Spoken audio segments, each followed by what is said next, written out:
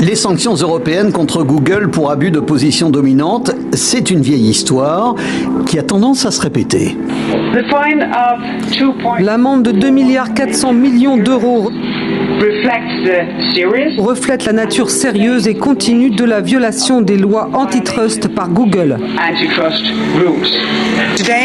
Aujourd'hui, la Commission a décidé d'infliger une amende de 4,340 milliards d'euros à Google. Une amende de 1,490 milliards d'euros.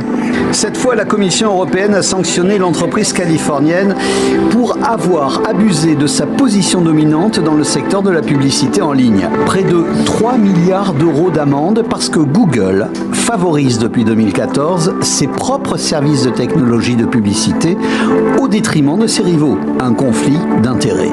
Il est un endroit où cette sanction ne passe pas. La Maison-Blanche. Donald Trump menace l'Europe de représailles. Aujourd'hui, l'Europe a frappé une grande entreprise américaine. C'est très injuste et les contribuables américains ne l'accepteront pas. Mon administration ne tolérera pas ces mesures discriminatoires. Mais les ennuis de Google se situent également sur le territoire américain. Cette semaine, un juge fédéral a ordonné une refonte du moteur de recherche de Google afin de tenter de limiter son monopole.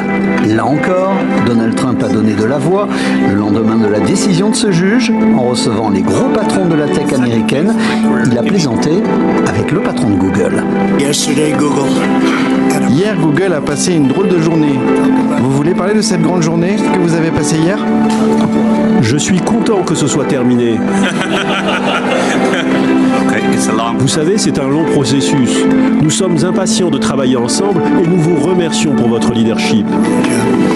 Malgré cette décision du juge américain, Google va continuer à verser tous les ans 26 milliards de dollars pour imposer son moteur de recherche sur bon nombre de smartphones ou d'ordinateurs. Fort de ses appuis et de ses revenus colossaux, Google va donc pouvoir maintenir ses positions et accessoirement continuer à payer ses amendes à l'Europe.